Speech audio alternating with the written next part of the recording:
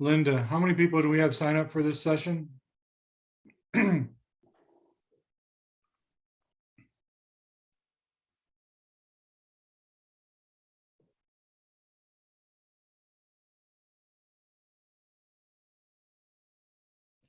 believe there is about 17. Okay, so we got a few more to show up.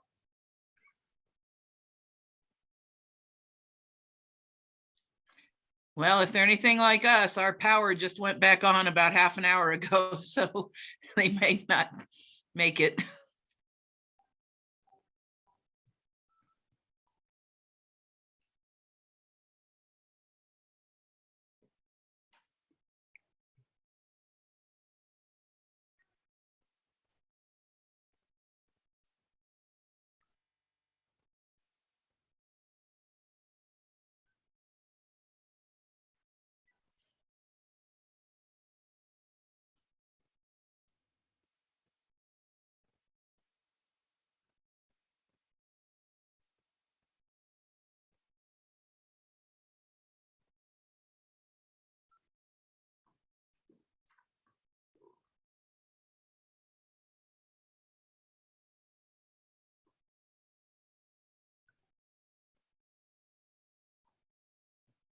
Corey, it was 15 total invites.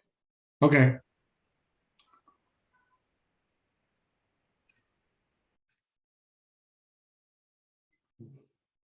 So we'll give everybody a couple of more minutes to show up to see if they're having any problems.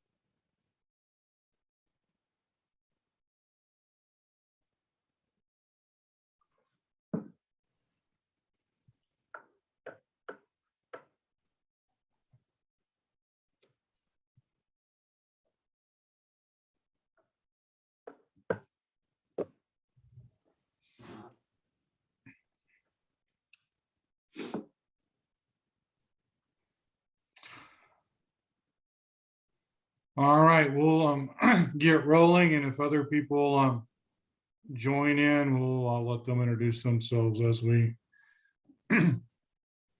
they come in. So thank you all for taking your time this evening to be a part of this focus group. This is one of many that we're having. This is the third group that we've brought together. We try to do these initial meetings in groups of 10 or 20, just because it helps with the Q&A and the dialogue, and seems to be better manageable for getting feedback from you guys. For those of you that don't know me, I'm Corey Styron. I'm the Director of Community Services here in Los Alamos County. And we're embarking on a unique and ambitious master plan that will be integrated with all the community services opportunities. Typically, these things are done as an independent Parks and Rec plan. And unfortunately, they have a tendency to lean a little bit more to capital improvements. While that's important, it's also, especially in this community, because we have so many providers and collaborators, to look at this holistically at how do we integrate all of these products for a higher purpose on what I'm looking at as more of a community health and welfare type of program and thought process from a more holistic angle. Not only for our facilities, for people to recreate, what do those look like? How do we make sure they meet the needs of our community? How do we integrate our library, our social services, our cultural services into the service delivery to ensure at the end of the day we have a vibrant, healthy community? I say we're a little ambitious because this is really the first one that's trying to pull all these together. There's been a couple that have done libraries, and there's been a couple that have looked at healthcare. There's never been one that kind of tries to tie all of these various facets up into one big package. At the end of the day, what we want to do is take all the impact from the community through this process, prioritize it, so that as community services and our partners and collaborators, we can actually have a direction to move forward for the next 5, 7, or 10 years that's already been vetted by all of the competing interests that we have as a department, and everybody understands why somebody's first in line. And hopefully that's agreeable to everyone as we get through this process. We've engaged Greenplay LLC out of Colorado to help us with this process. They have a unique partnership with a consortium called GP Red that Pat O'Toole will talk to us about, that focuses on really what we look at as the health determinants of a community and how do we integrate those things into that process.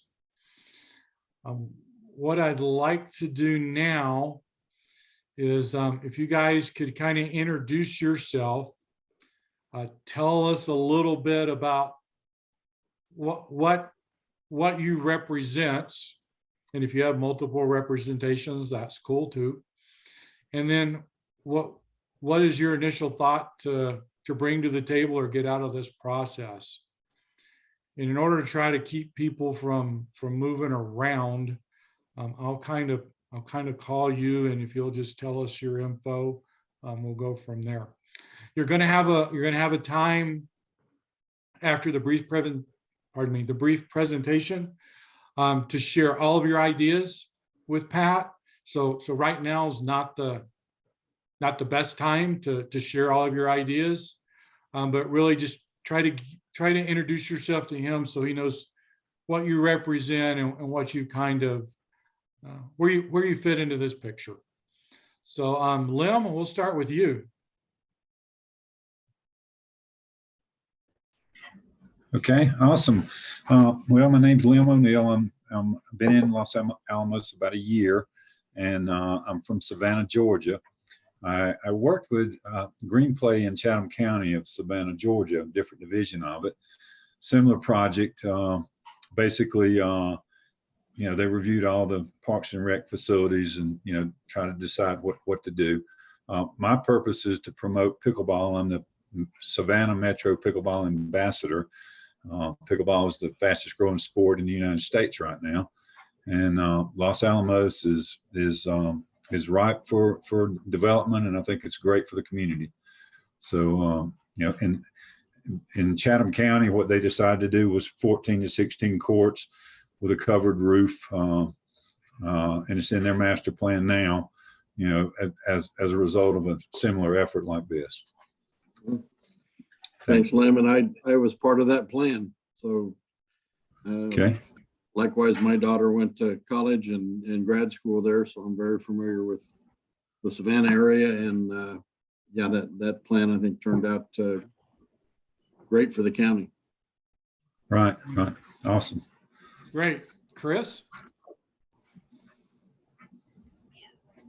Thank you. I'm Chris Daniels. I'm with the Family YMCA, and we are a community service-based organization. We clearly have a gym as well, but we operate a teen center here in Los Alamos, as well as one in Espanola. But in addition to that, we collaborate with the county and a few other programs, the Youth Conservation Corps that does trail restoration work, the Yes Corps Senior Appreciation Night, a number of different ways that we serve the community, as well as after school childcare. In terms of initial thoughts and what I'd like to see come of this, I appreciated your opening words, Corey. What resonated was, really looking out for the community health and welfare and a holistic approach. I have to say, in the last several months in my community conversations, partnerships, collaborations, learning to, for us in our different places in the community, learn to work together to serve the community needs. So I'm excited that it is ambitious, but I think it's on target to really try to pull all of this together under one umbrella. So thank you. Thank you. Liz? Yeah, so I am here under two hats. I represent Los Alamos STEAM Lab, which is a local business that works with youth and after school and also adult education in STEAM fields.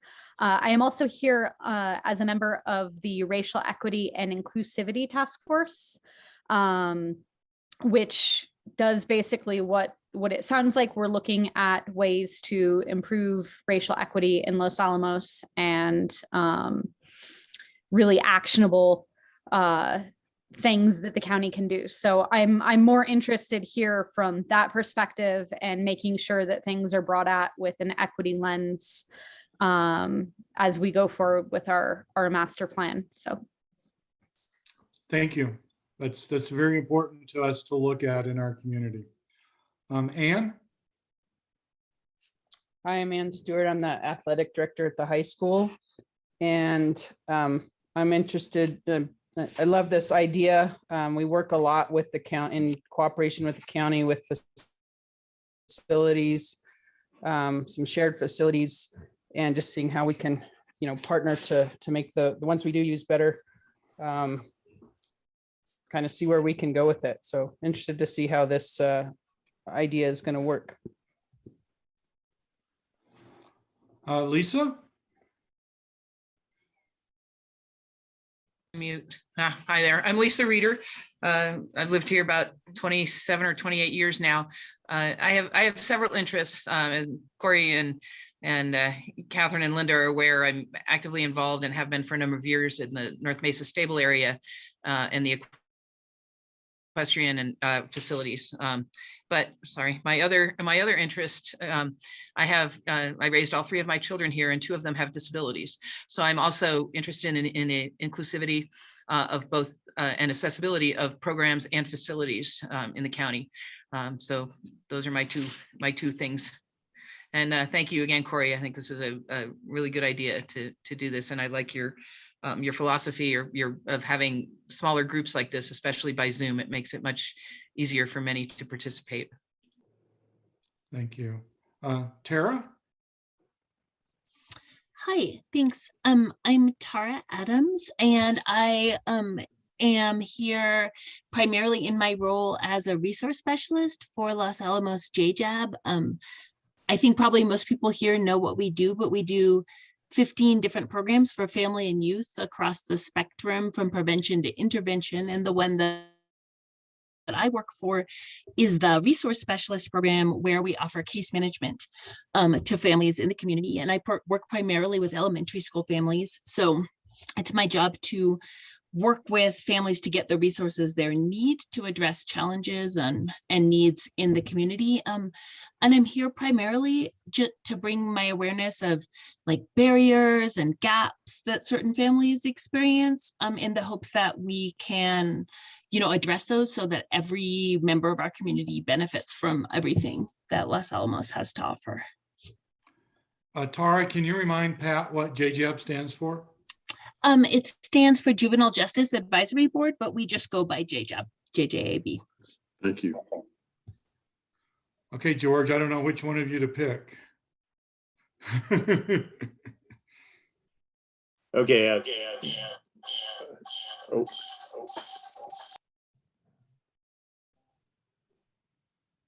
Okay.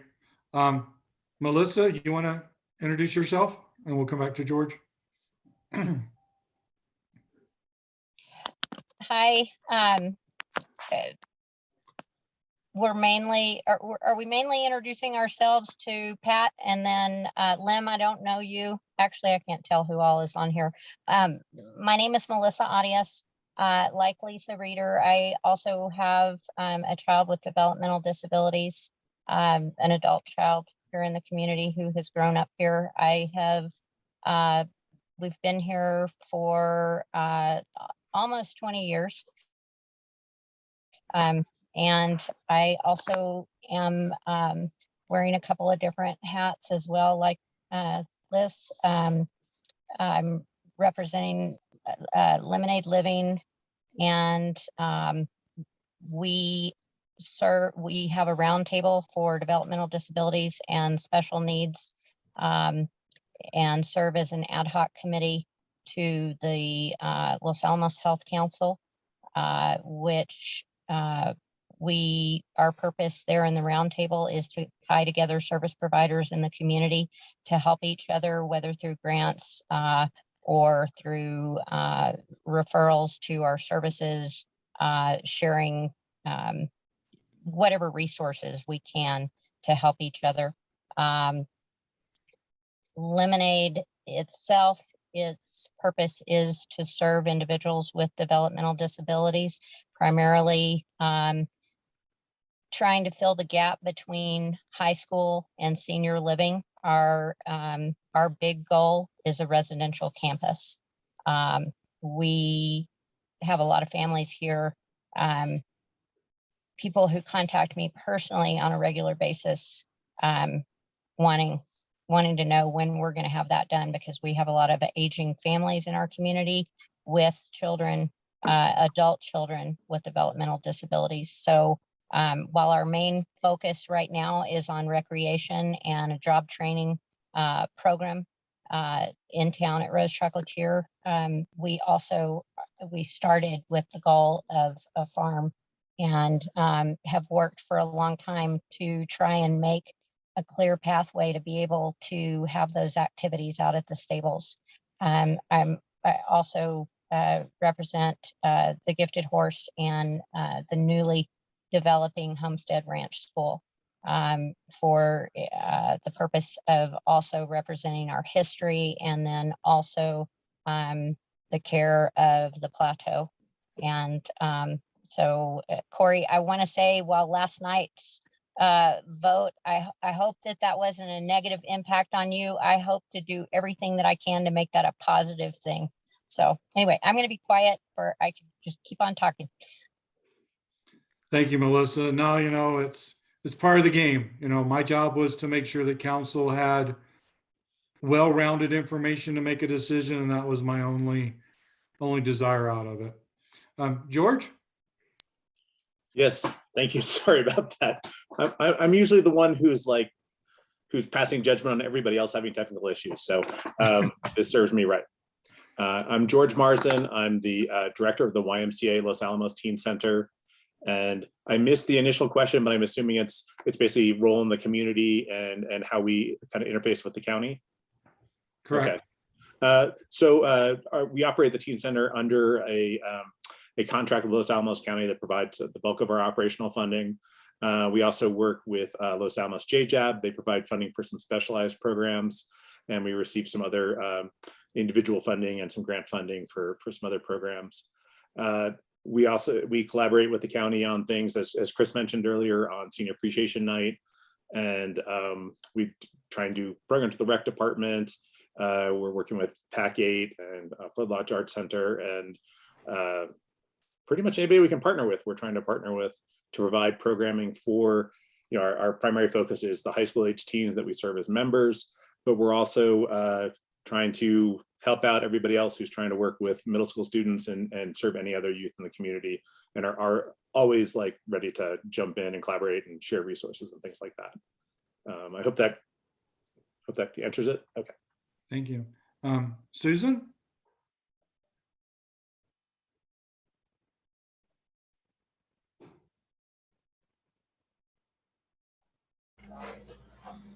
Hi, I'm Susan Ramsey, and I'm here participating. I'm engaged with the multiple dog communities within Los Alamos. I work with Los Alamos Dog Obedience Club. They've been here in Los Alamos for over 50 years.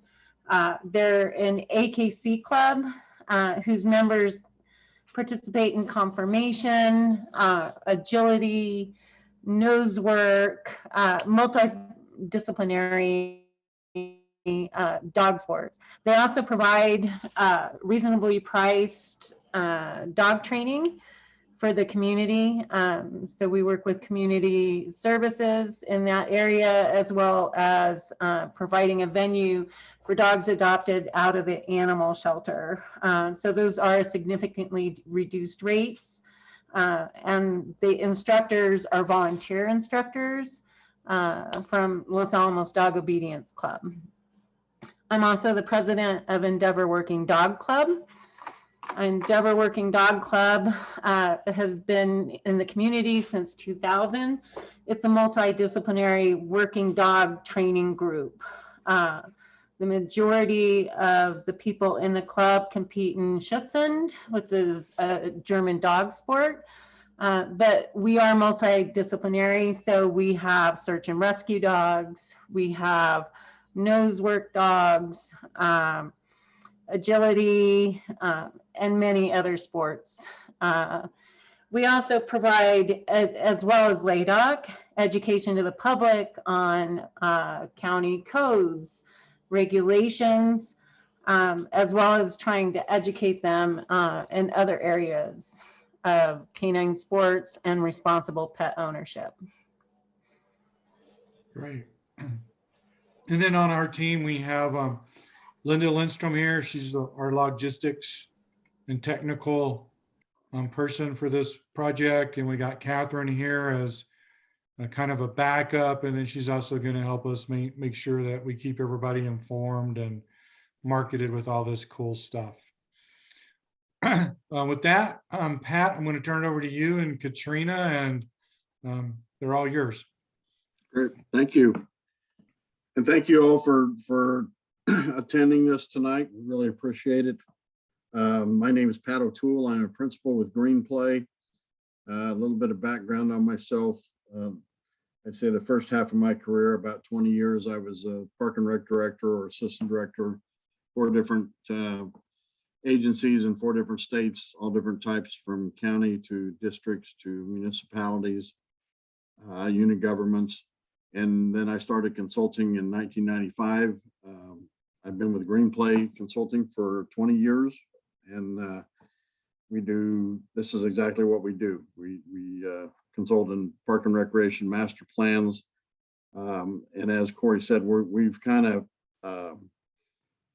branched out a little bit and done some beta plans based on several years ago. I'm guessing somewhere around 15 years ago, we created I call it an arm to Green Play. We don't say that in front of IRS personnel because we need to separate. It is a 501c3. But the GP Red basically stands for Green Play Research, Education, and Development.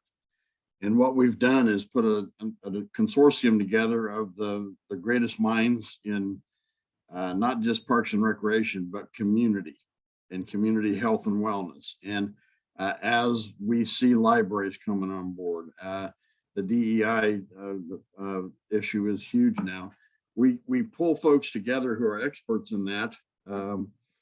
And we do a lot of research, do a lot of webinars. We have a library on a whole bunch of stuff that we have at arm's length that we are going to use on this project. And the branch out we've seen that has been, I guess, endorsed in some of our latest plans has been that healthy community initiative.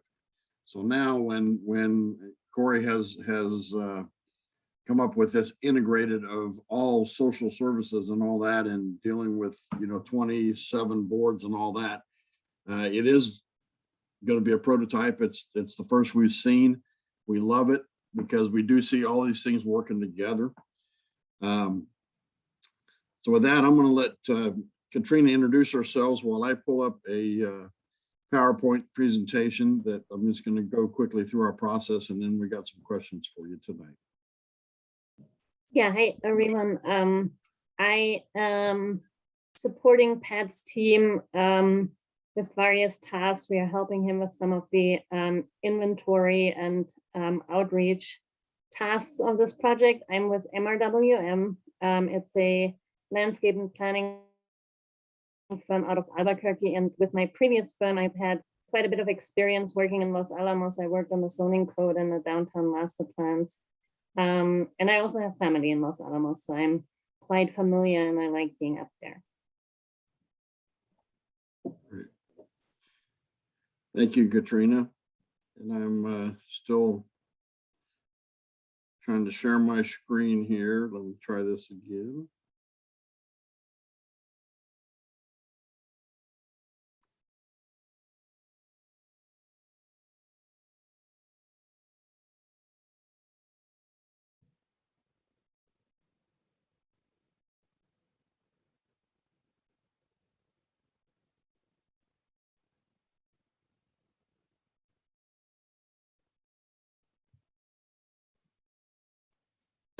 Okay, are we up and are you seeing one slide or two?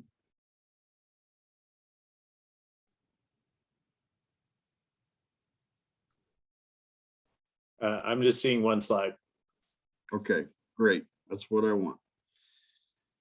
Okay, so in this plan, I want to just talk through the process, and the biggest thing that this infographic shows is the 4 different stages of public engagement. So tonight's just the start of input, and then we want you involved all the way through till the end, looking at stuff that has been done. We'll have a page on the county's web page to put results, to look at all this kind of stuff.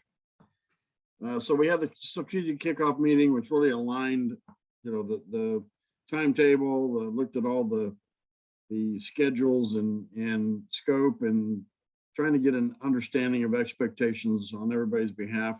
And then, of course, one of the biggest things that came out of that was setting up these public input sessions, some of which that we're doing virtually like this, and then some of them we're going to come into town.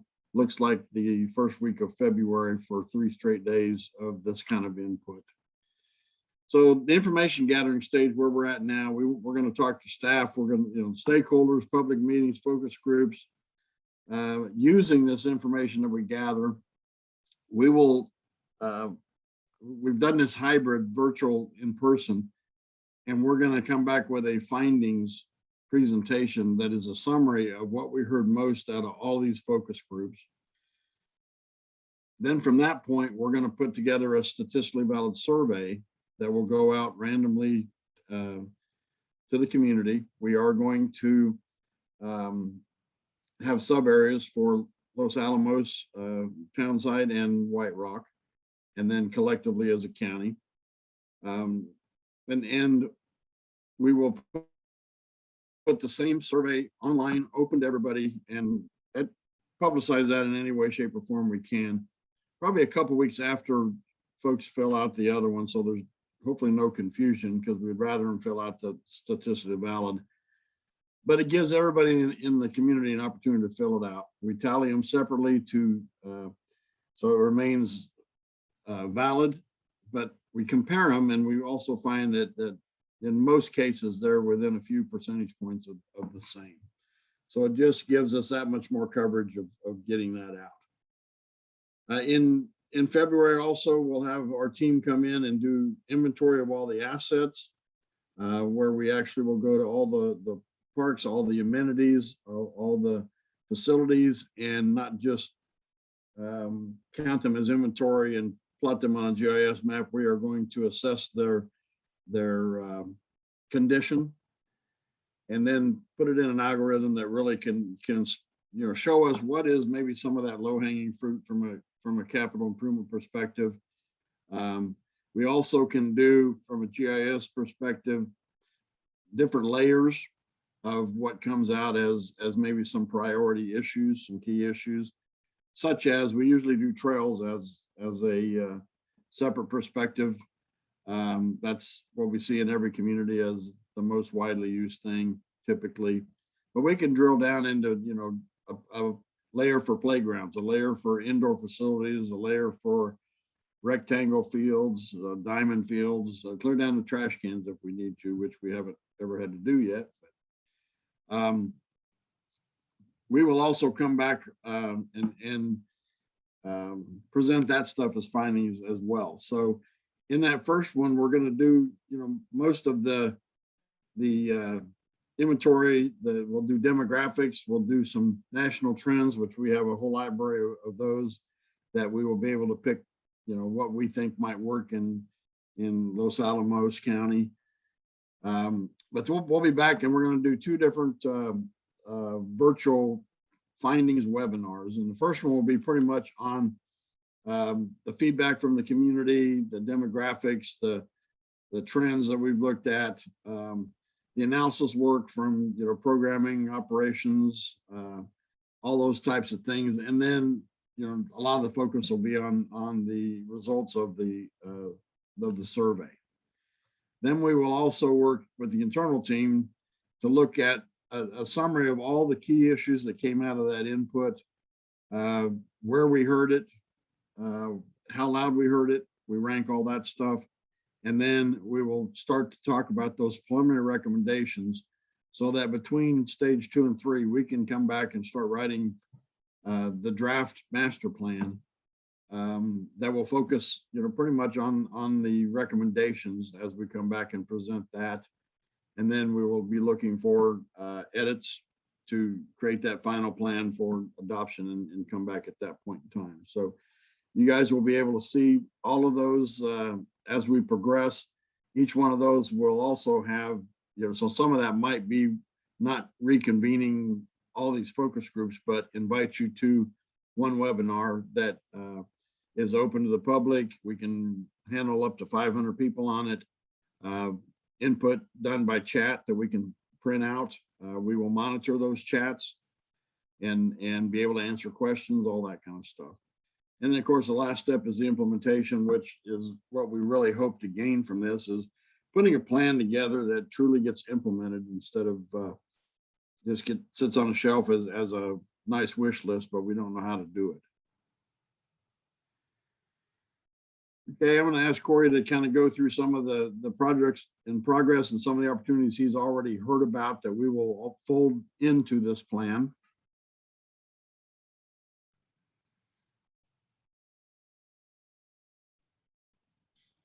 So just to give you an idea of some projects that are in progress. We were going down the project of the Bmx Track Renovation. We recently received proposals back, and the proposals were significantly out of budget compared to what we were told we could do one of these for. So we're reevaluating that. Brew Arena, we've got new lights up. The new light standards survived the windstorm last night, so that's great. We were able to put more efficient, better placed lights and remove a lot of the above ground wiring. We've got the Pueblo Canyon Conceptual Trail and Skills Park. We're looking for a long trail through Pueblo Canyon from about the aquatic center down to the Y. Potentially some National Interscholastic Cycling Association loops for our youth to use. We have about 50 youth that are involved in mountain biking competition, and they just really don't have a good place to practice. I would like to see a multimodal trail from basically the Sani roundabout to downtown, and then a potential skills park down in Acid Canyon or Pueblo Canyon. That vendor is selected, and we're setting up focus groups and community input for the, another thing about that Pueblo Canyon Trail is there is a trail that we're focusing on equestrian access in the Bio Canyon as part of that process. That group is, we're working on getting the focus group set up for that, and they'll be here the week of January 10th to talk about that project. Looking at a tennis court, a tournament site, which would be 8 courts in some location that are under review now. There'll be some conversations between a county council and the school board over the next couple of months about that. We also have a couple of opportunities through some state legislative funding to look at a shared space gymnasium on the Los Alamos Public Schools property.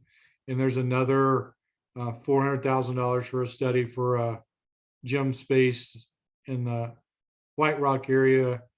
Initial discussions were around the Chimisa Elementary School. Those conversations will be probably lumped in with some, I'm pretty sure there'll be some joint meetings between the school board and county council next year to talk about all 3 of those items. Another one that some of you are part of, we've got the ADA audit and transition plan that's going on. So we're looking at accessibility from all of our recreational standpoints, as well as our policies, and how do we better accommodate those with the challenges in our community. In my short tenure here, these are some projects that I've heard about that I wanted to throw into this process. By all means, this is just a short list. But we've got the ice rink cover, potential artificial turf, pickleball courts, an all abilities playground, exercise stations along the trails. How do we improve our maintenance to be more sustainable? We have this great facility, an open space up on North Mesa, affectionately called FEMAville. What is our long-range plan for that? This might be a good time to do that. We've heard about cricket pitches, community gardens, lighted playgrounds. And then obviously, as we talk through this, ideas, thoughts from you guys on these and other ones that you may have out there. Again, just a place to start. And again, this is part of a community conversation. Thank you, Pat. Thank you, Corey. Okay, so kind of what we're looking at, this is kind of a complicated slide, but in element, we're looking at 5 elements for a healthy systems analysis. And this is kind of how we internally break it out, a warrant for action. So why are we doing this? Who are we doing it for? What's the impact and possibly negative markers that are in there? We're convening stakeholders and actors and looking for intersections of purpose from a community systems perspective. The inventory of the assets we talked about, facilities, lands, programs, and activities as well. And the connectivity and equitable access is a huge portion of that. Policies, laws, and procedures, looking at any regulations or agency policies and practices that might be outdated, might be limiting something to at least focus on as we move forward and change. And then the fiscal resources and strategies. How can we fund this stuff? What are some sources to use? What's the return on investment? So as we look at this plan, I think what Greenplay kind of hangs our hat on is that we take the wish list that's prioritized and we try to intersect it with your resources that you have or that you can get. So we don't stop at just what you have, but we're also not going to just leave it wide open and say, good luck funding all this stuff. So in essence, we're going to be looking at what you're doing, what isn't working, and how can we improve that, which includes new stuff. With that, I've got 4 slides with 2 questions each that essentially we wanted this to be a brainstorming session. So as long as we don't speak over each other, I'm okay with just open mics and doing it. If we get to the point where we need to raise hands, we can do that. But, again, everything that's said, we're recording this, we're going through it. You can chat stuff in if you'd like. We'll print those out and make sure those are in there. So we're looking for that wish list and also identifying what's working. So this slide is basically what are the strengths of Los Alamos County Community Services, and then what are those challenges or weaknesses that need to be addressed.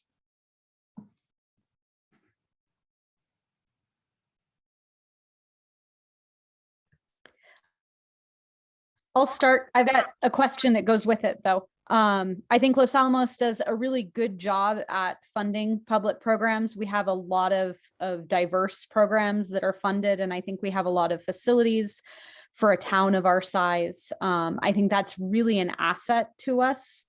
I do think that sometimes we go for what the majority needs and leave out some of the very big gaps that the minority needs. That comes down to accessible play for kids and adults with disabilities. That comes down to looking at income gaps and various things like that, as far as how we can do those kinds of things.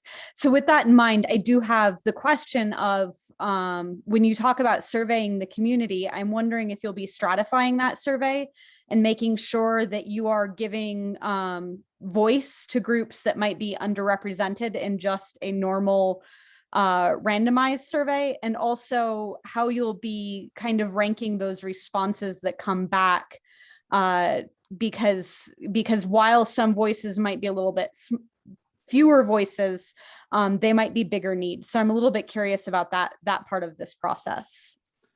Well, we have a subcontractor that we have worked with on, I'm going to say 300 plus of these surveys or these projects around the country, a firm by the name of RRC Associates out of Boulder, Colorado. They do this. This is what they do for us. We assist with kind of the things we need to list on the survey, and of course they put it together. They tally it and so forth. I think the true answer to the question is this is going to be a community-wide survey, and therefore there are going to be some minority users that any way, shape, or form are just a small percentage of the overall taxpayer base in the county. But what we do know is if there are certain areas of the county or demographics not represented, RRC will go back out and solicit, whether it's postcards, whether it's door hangers, whether it's whatever, to get those folks. We can't fill it out for them, but we can certainly needle them a little bit if we're missing something. We do have an advantage of one of the folks that will be helping with that is a Los Alamos resident. So works remotely for the RRC out of Colorado. So very familiar with the community. The other thing is also that these groups, we actually, we love it when folks that know where they're at, who they are, how they communicate. When we have this open survey to the public, we want special interest groups to email their entire membership to please fill it out. So we do what we can to bolster those strings, not so much to move them up the list of the random survey, because we do want that to be statistically valid. But we want to start matching some of these things up with the needs that in using the resources that might already be there, but haven't partnered together, or look at capacity of facilities that can accommodate these things. So they become maybe less bricks and mortar priorities and higher programmatic or activity or target audience, if that makes sense. So there's particularly when you've got John McGovern doing your ADA transition plan currently. We work with him all the time. He's one of our consortium members. So that plan's going to hold some water and weight on all facilities that are. I think the best word to use in all this is inclusivity. When you don't have to build separate facilities for everybody, but now you include everybody and all of your demographics that can come to programs in the same mainstream, or at least the same facility, different times, whatever the case might be, is kind of where we go. And I hope that answered your question. And I would build on that, Pat, that we've also reached out as part of our ADA outreach to numerous groups that we know that work with individuals with a variety of challenges. We have a pretty good list. If there's somebody else you won't think we need to have at the table, please let me know. But those folks are also being invited to focus groups like this as well.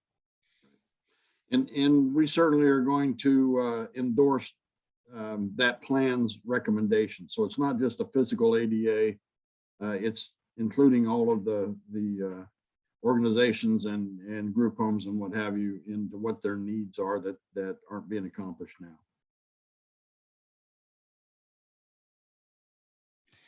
So I would like to sort of build a little bit on that and ask the question, Corey. So the ADA group that I was also a part of will be dovetailing with this group.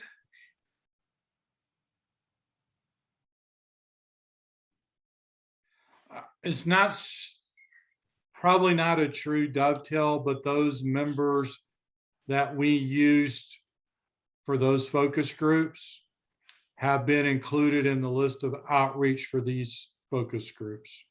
Okay, because as far as strengths and challenges, one of the challenges is to figure out how to engage the community of people with disabilities.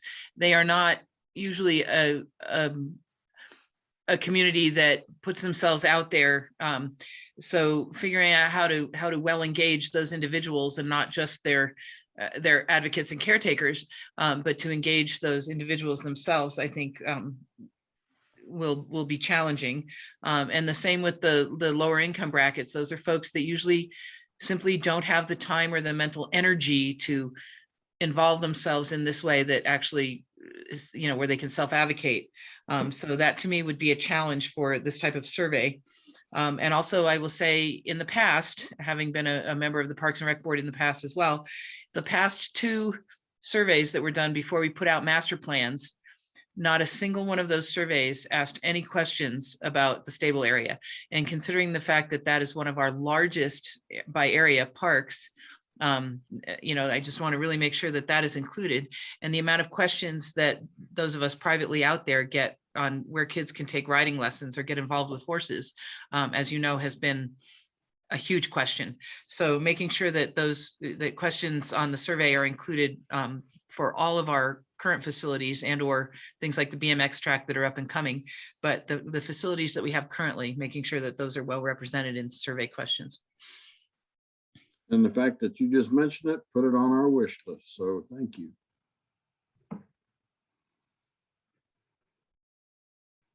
Who's next?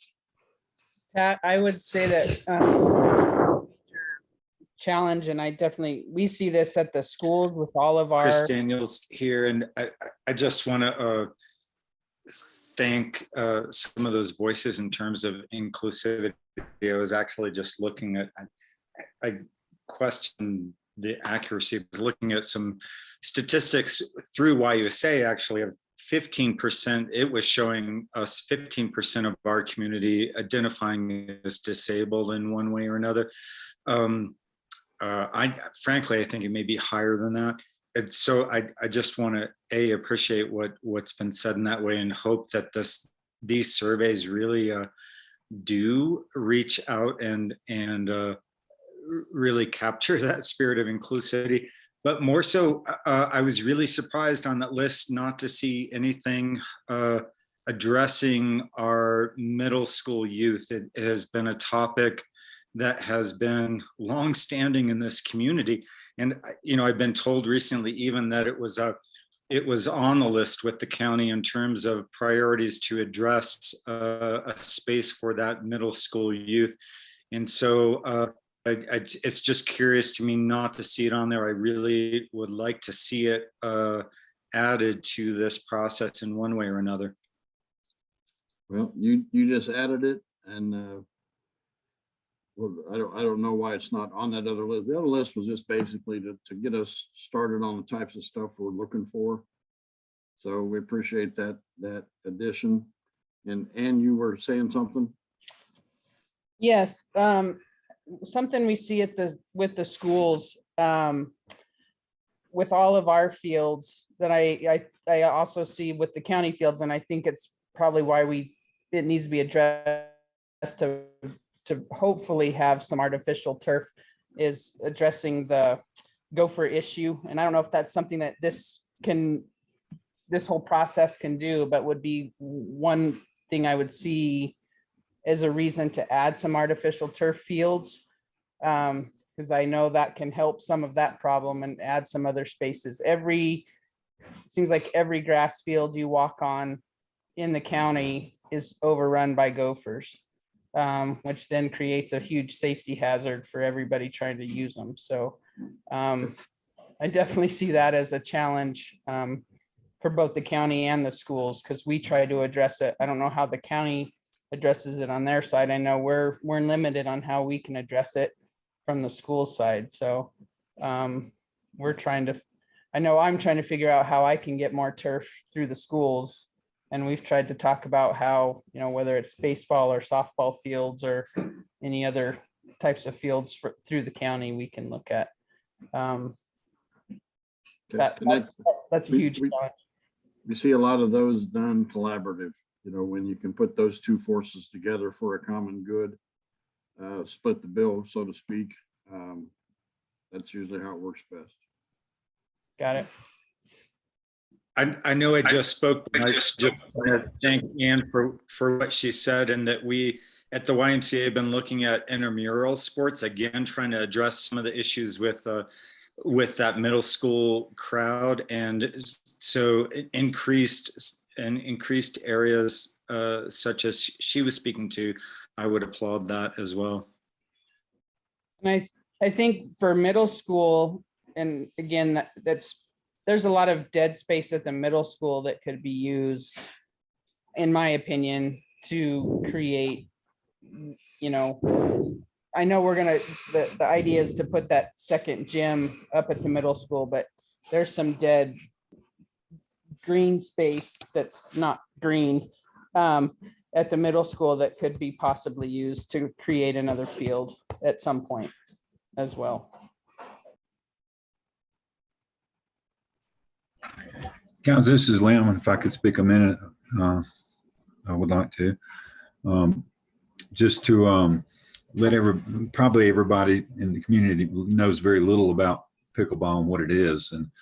And basically what I wanted to say is that it's the fastest growing sport in the United States right now, and it's for a wide range of ages and athletic abilities. You know, they have wheelchair divisions for pickleball. You know, kids can play it probably 13 and up pretty good. You know, there's all kind of different balls you can use. You can go to bigger balls for challenge people. I mean, everybody needs exercise. So, you know, if you have enough facilities adequately spaced with fences in between it, and you schedule the use of them, then a lot of people can benefit from pickleball courts. It's not just for aging tennis players, or, you know, it really truly is a health benefit for a wide range of people. And I think a lot of people don't really understand that it's that versatile. But you build the facilities first, and then you put the programs in place. You know, what you have is you have beginner clinics, and you have coaches that devote their time to schedule and work with a particular group of people, and they schedule and they organize those programs in such a way that they fit the people that have signed up for them. So it really has, tremendous potential. That's why it's growing all over the United States as fast as it is. So I just thought I'd like to share that with everybody.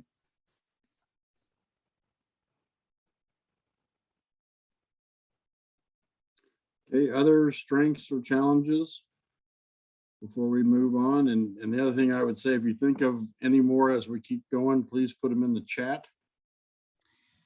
I have a comment. This is Tara. There's so many things I could say because community services is such a broad topic. I think Los Alamos, we have a wealth of enrichment opportunities and recreational opportunities and access to the natural world. And I just like to see us really pay attention to making sure that they're accessible to everyone. So one thought I have is more recreation programs that are affordable, with income-based scholarship opportunities and really low barriers to access. So YMCA does a great job with some of those, but I would love to see families that have very little economic means have better access to like the pool and the ice rink and things like that. I encounter many families that would like to take more advantage of those facilities, but the process for getting some kind of financial help with that has been very confusing, and people don't know about it. And so as we expand those, I'd really love to see that be easily accessible to all the kids in our community. Thanks. Okay. And this is Lisa. I would like to add one of the strengths, because we've heard a few of the challenges, but I would like to say that COVID has given us, I think, one of the strengths. I am honestly very pleased that we are able to do a lot of this on Zoom. And to me, this allows a lot more people to have the opportunity to participate. So I appreciate that that Corey and his staff have made this happen. I know Linda works very hard on all the technological stuff, but this makes it possible with the particularly with the type of day we had today. I think it would have been much more difficult had this had to have been an in-person meeting. So I appreciate the outreach and the ability to continue this type of meeting on Zoom. So I think that's a strength, and I hope that that continues even when we're no longer affected by the COVID pandemic. Of course, I'm smiling because the one we had before this, we had a 30-minute rain delay with power outage in Los Alamos. So anyway, but we appreciate that, and we're finding the same thing. That is why we actually in a lot of our master plans are sitting in communities doing the webinar. So it's not like we're not on site, but we're finding that we get so much more participation doing that. And so thank you. Okay, let's move on. And truthfully, this would, my daughter with a disability, this would be the way she would most be able to participate. So like I said, I think it's also an accessibility and inclusivity strength as well. Absolutely. Okay, again, if anything comes up, toss it in the chat, and let's move on to, I don't know, tell me it didn't freeze up on me.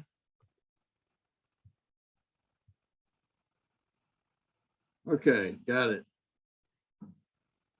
What additional programming, activities, and services do you feel should be offered by the community services? And we want to include all those non-recreational. We don't want to exclude recreation, but the cultural, library, and social services. And what new facilities or amenities would you like to see available, and what improvements to existing ones? Kind of wrapped into the conversation on this slide. And I know we've already heard a lot of these, and we've got them down. So let's talk about ones we haven't mentioned yet.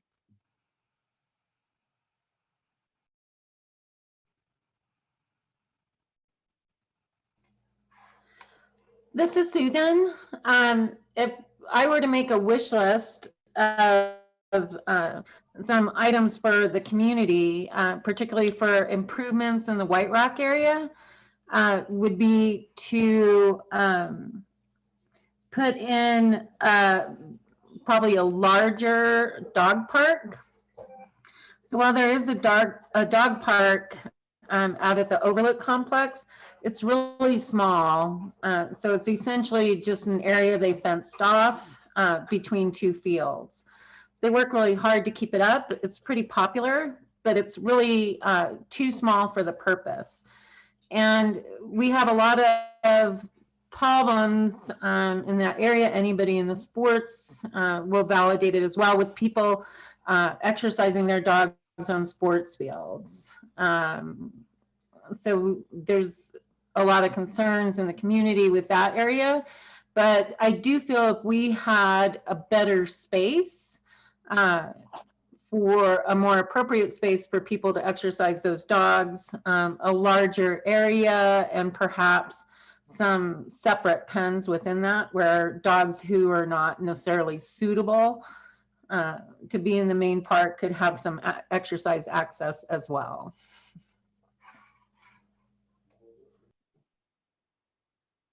Dave, thank you.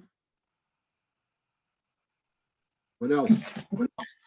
There's a pretty good group of people that play badminton in the community that are playing in some pretty dilapidated facilities. And from what I can tell, you know, touring the facilities, that the restrooms are in short supply, and the parks and recreation facilities with lights that can be used in the evening for people that work are in short supply. So lights, restrooms are two things that are in need.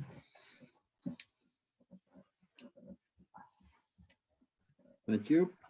I have two suggestions here. One is that our ice rink is very at capacity as far as filling up with hockey and skating times and various things like that, that very often there is more need for our ice rink, more ice time needed than is available. It also gets used during the summer for roller derby and things like that. So that's just a constant need that comes up in the community that I didn't see on that list.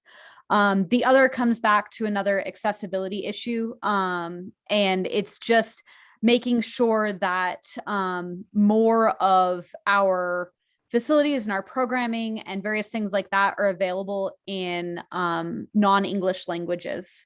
So not necessarily that the students that would be participating in, they may need English language support, but for sure a lot of their parents need materials that are put out to them in non-English languages. The main two I can think of are Spanish and Chinese, Mandarin, but that's something to consider moving forward as well, to make sure that our parks are accessible. And that's not just programming, that is, you know, various signs and pricing and advertising and all of that stuff of what's available in the community.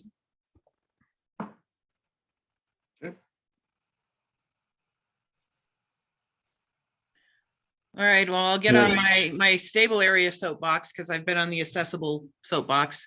Corey is well aware that with the current setup out at the stable area, there is not a legal way for people to provide riding instruction for our local folk. We have worked out a way for those of us who already have horses to be able to take lessons with an incoming trainer. But for people who don't own their own horses yet, this has been a very difficult process. At the moment, we have a Boy Scout Troop 22 mounted patrol, we have a pony club, and we have a 4-H group. But we are constantly getting phone calls from people whose kids want to try riding and have riding lessons. And there is no mechanism at the moment to be able to do that within the community that we have. So that's obviously something we'd like to see. We have a fabulous facility out there with all the arenas and including the indoor, yet in order to provide services, obviously the county doesn't want to, you know, buy horses and be in the horse business and provide their own dude services. But a way in which we can have that available would be spectacular. So I know Corey and his gang are very well aware of it, but I thought I'd put that out there for Pat and his gang. Thank you. I'd like to throw out the website. I think the website, countywide website for everything that is available or will be available is certainly something that needs development. Okay.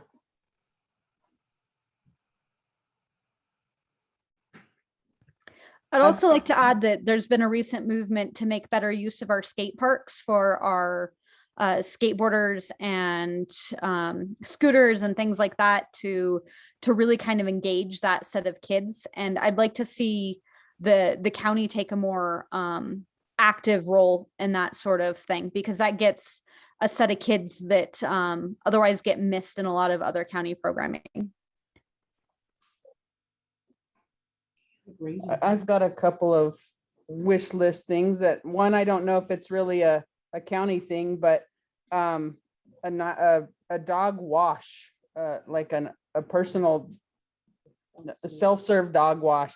We've seen some of those in some communities where, you're not having to do that in your own bathtub, and you can go in and set that up. That's one thing. Second, like a big, nice ropes course that people can use, or well, people, the kids that's in the mall in Santa Fe now, or trying to think where I just came across the gorge in Canyon City, and there was one set up there. Just a couple of, those are just big wish list wants. Thank you. So, if we're throwing out big wish list stuff, I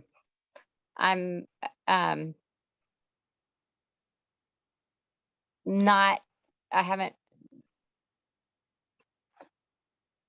thought through how to say this. I've had something proposed to me a number of times over the years by people who have long history within our county, whether it be through planning, government, and health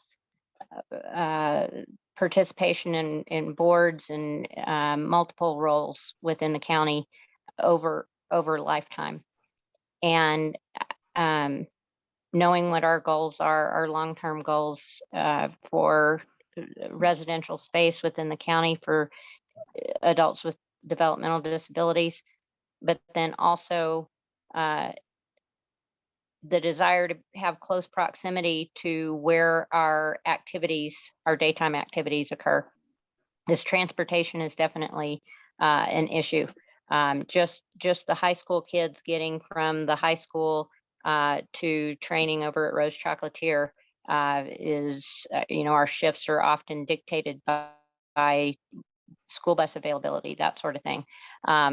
When Pewaukee Schools comes up for therapeutic riding on Tuesdays, they've got to have all their school bus stuff arranged, and we use Dial-A-Ride, but definitely having residential space close to activities at the stables or activities in town, which, from the way we describe it usually is farm to kitchen, that would be ideal.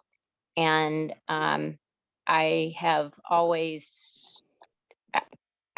told a few people about this idea, which was not my own.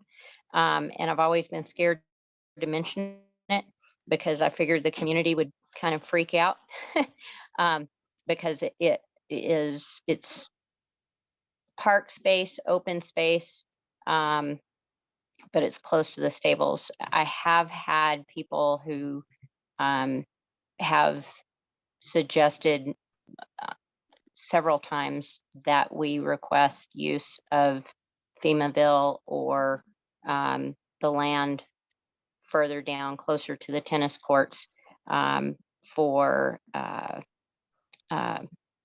what's the name of Lisa, you know the name of it because your barn is built out of them. The shipping containers. Thank you. It's been suggested a number of times that would be possibly a use of that space that wouldn't be permanent structures, but would be usable, give us close proximity to being able to do, to train individuals train people to do stable work, but then also be able to receive services without the transportation issues. And I don't recall whether it's W1 or W2 in the I think it's on the future land use map. Anyway, I'm getting off into the weeds, but there at one point was a provision for, I think it was either greenhouse or daycare. Those are planning details. But anyway, when they first started talking about using the middle school land for housing, we did, throw our hat in the ring as a possibility for campus space. But because we're talking about recreation space, all of those spaces, I'm bringing it up. I'm just throwing it out there. Anyway. Well, there was that plan, Melissa, for the garden. It was a garden type of setup, and I believe the YMCA was involved in that because they had their planning meetings in my barn to turn a portion of that by the tennis courts into not exactly a community gardens, but a sort of a farm to table program that the YMCA and their youth corps was very involved in. And I'm not quite sure why that all disappeared, but it they had a lot of good planning meetings and stuff, and then it sort of went away. But that's another good community type of use of that land that is close to the middle school, which might help with some of those concerns that Elise had. It was Elise who had to, that middle school, the missing middle school. So that's where that was my understanding of what was going on there. And I know that they did do a garden space and composting space over at the middle school. They had a project. I know they won a grant for that like this year, but what you're talking about was a grant that was several years ago, because I went to your barn for some of those meetings because I wanted to help with that if possible. But anyway, I didn't want to, I know that it sounds kind of out there, but at the same time not, because FEMAville was used for housing at one point or for residential. And like I said, these are very key people in the community who have suggested this before. And I've always been scared to even mention it just because I would think that there would be pushback, but it does make sense. And it's something, anyway. I'm going to jump in real quick just because the YMCA was mentioned here a couple of times, and I also, listening to you, Melissa, was thinking of that garden project that kind of was fading out in my first couple of years at the Y 8 years ago, and I was listening to you, really wishing we could bring that back. To me, it was such a great vision, and there was momentum, and there were some issues we ran into, and we had funds for a greenhouse to make it permanent, but that's where we started. The permanence of it is where we started running into some difficulties with the county. But I agree. I think that would be a great use of part of that land up there. Well, and that's the reason that the shipping containers were mentioned, because the shipping containers hopefully wouldn't be kind of a scary step for the county because there's less permanence there. So guys, I'm going to interrupt here a little bit, and so nobody's angry with me at the end. If we run over, I want to respect your time. We are getting into kind of a rabbit hole issue here. Anything else from the additional programming, activity, services, or facilities or improvements? Anybody who's talked to me in the last 8 years would know that I would say that our big gap continues to be age appropriate specific programming for middle school students. We've done some great things with younger kids. We do some great things at the teen center, but we really have a gap there in the middle. And yeah, that's however we're going to address that. That's the one I've got to keep beating the drum for, because it's pretty important, and it's a glaring gap in our services. Okay. And I will, sorry, I'd like to bring up a point my husband would like me to bring up. There's very limited access to shooting sports. They're all on the private club, on the Los Alamos Sportsman's Club, which is is highly supportive of any program that anyone really wants to bring, any kids that want to come, whatever, they're highly supportive. But the fact remains they are a private club and they are on land leased from DOE.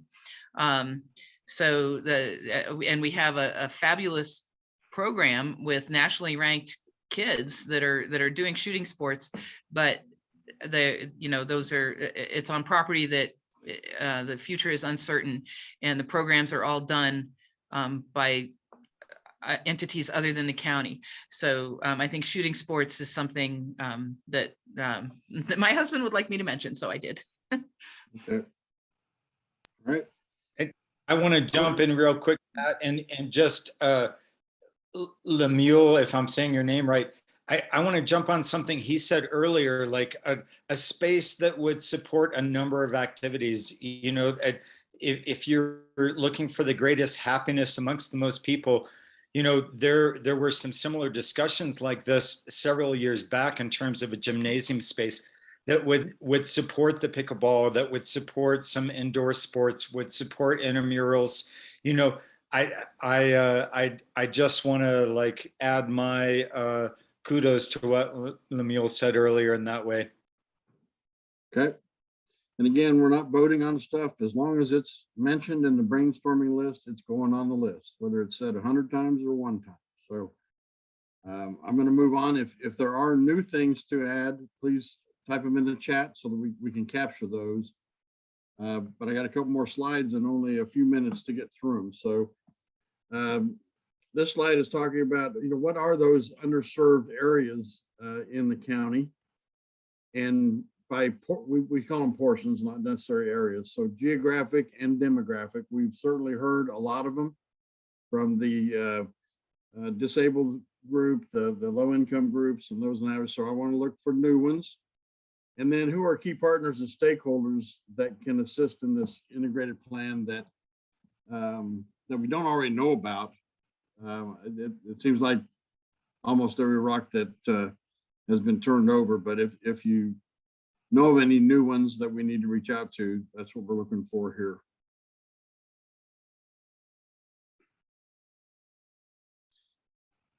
So have we covered the unserved portions, or can anybody think of any additional ones? So the ones you mentioned are the disability community, the low income community, and the missing middle school community. And every other one that has been mentioned, I use those as examples. All of them have been mentioned on this call.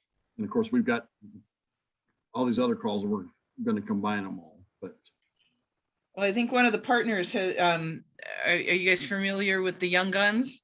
As far as the shooting sports, I would say Young Guns, and then 4-H usually has shooting sports as well. Okay. 4-H also for any of the equestrian or livestock related.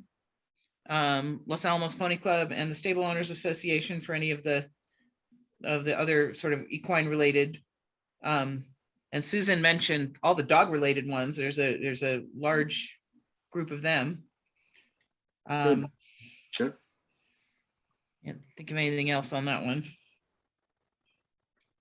This is Susan. Lisa, what about the equestrian in White Rock? Yes, the Parito Equestrian Club. Parito Equestrian Club in White Rock. If you guys would help me out, if you'll send me an email with a contact for these groups, that'd be really beneficial so we can get them to the list. Okay, Susan, are you guys still members? Yes.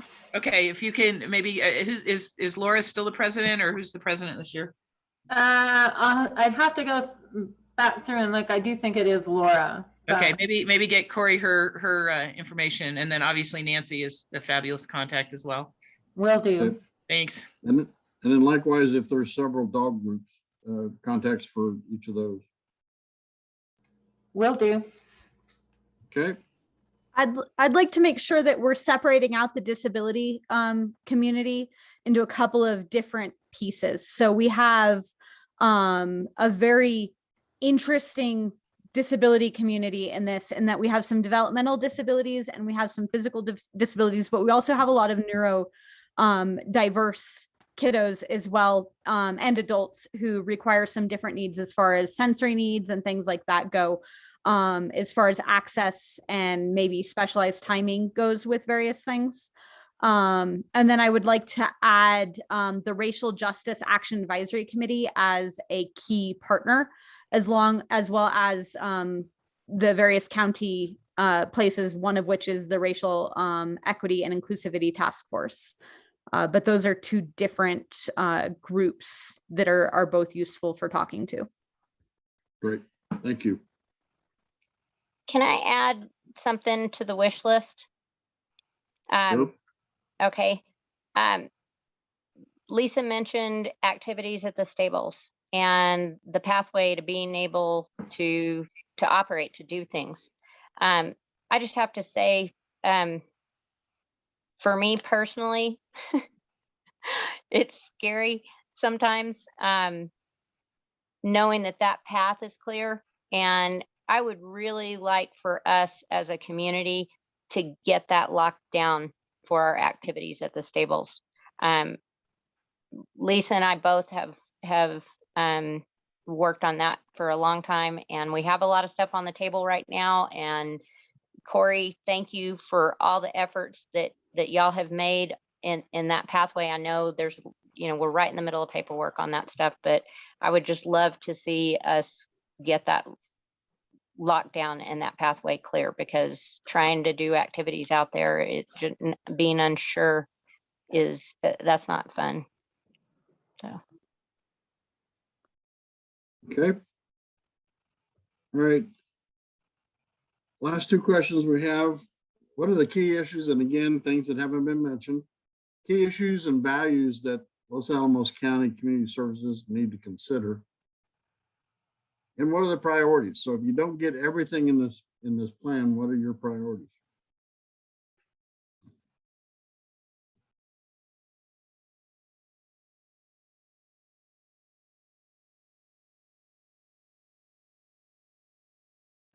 I think we need to prioritize people who can't just leave the hill to access what they want and get what they need. So we need to prioritize those groups who have lower ability to transportation for whatever reason, or the time to go do their activities, and really make sure that we are meeting some gaps if we need to prioritize things, rather than just giving larger access to people who already have things that are serving them and want different things. I mean, I wish we could have it all.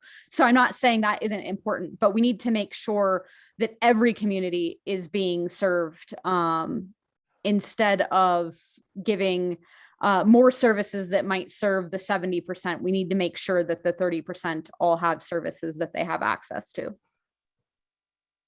Can I piggyback on that? I strongly second that, definitely. And it ties into exactly what I was talking about in regard to the stables and what Lisa was pointing out.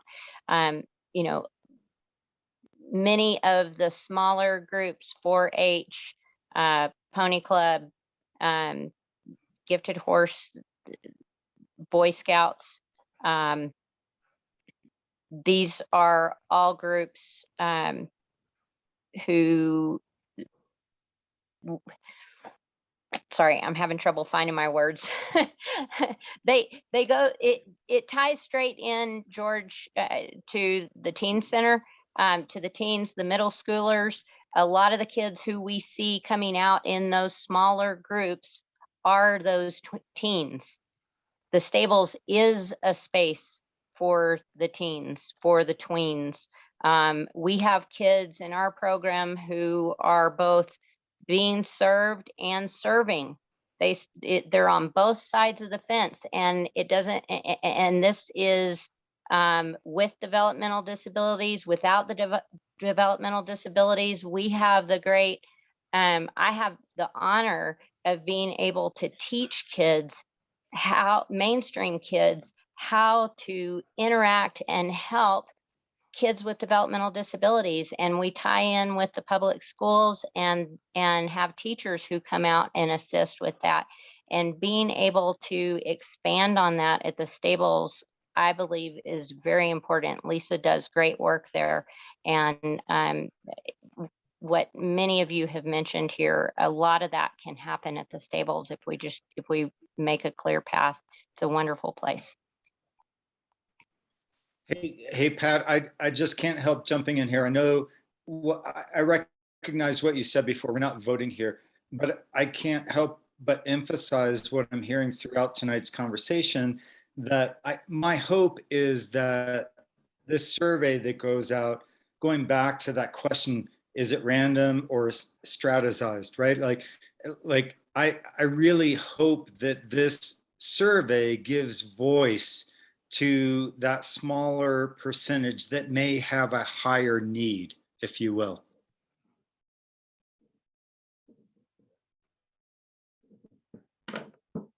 Good. To kind of jump on that, this is Tara. Like, one thing that I hear talked about a lot in the community is the difficulty that our small businesses have hiring service workers and keeping service workers in the community. And so I think we often fail to make the connection between that and the lack of accessibility to services for the families of those service workers that live in Los Alamos. And so I think that would be a huge area for us to really look. What are the barriers surrounding work hours, surrounding access to recreational and other needed services related to work hours, like access to childcare, access in the Spanish language, things like that. I would love to see this really take that into consideration, because I think it may seem like a small group of people, but I think that it has an oversized impact on our town, because it's very, very difficult for lower income people to work here and to find housing and participate fully in the community. And the more that we facilitate that, the better resourced our small businesses are going to be. George? I really mirror what Tara said. I also just sort of one of my personal things, as we look at things, as we look at our value, I mean, where we put our money is where we put our values as a community. And serving all these groups is a statement of those values. It's the right thing to do. It's the equitable thing to do. But honestly, it's also like economically the best thing to do for our community. We talk a lot about, like, Los Alamos is unique in many ways. And one of the things it could be is if you're a parent raising a child with developmental disabilities who's going to be living in your home going forward past high school, if we can be the community that's the best community in the nation for that has those services, then suddenly we're the place where people want to be. And from a national security standpoint, if we're the place that person chooses to move to, and they're the best scientists for this job, and this is the best place for them to be, and we can serve them and serve their family, that's huge. And that's really, really important to our community. And it's part of who we are. Like, we can do that better. So for some, non-altruistic reasons, there's reasons to do these altruistic things. So just wanted to throw that out there. It's really, every time we can do something where we stand out as a community by doing the right thing, it also makes us a community that's going to be a place people want to be, and where we can attract the best of the best, which, not everything is about the lab, but a lot of it's about the lab. And that is, I mean, legitimately, that's our national security. And if we can serve people and serve that goal, great. That's something we should do. Okay, any last thoughts? Because we are at our ending time.